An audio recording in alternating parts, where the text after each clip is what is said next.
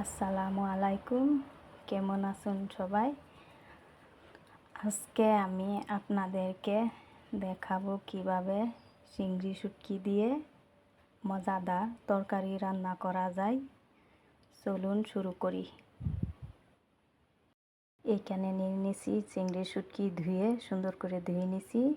নিয়ে নিয়েছি নিমক, নিয়ে নিয়েছি হলুদ গুঁড়ো, নিয়ে নিয়েছি মরিচ গুঁড়ো, পেঁয়াজ কুচি, রসুন কুচি, কাঁচা লঙ্কা। কড়াইতে সরষের তেল দিয়ে দিলাম, গরম হয়ে গেছে। এখন পেঁয়াজ কুচি দিয়ে দিব,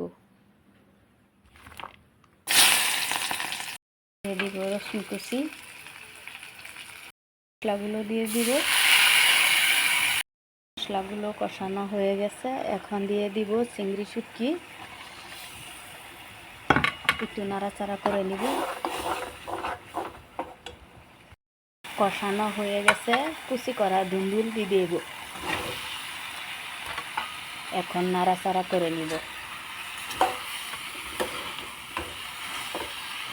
এই জলটুকু শুকিয়ে নিব।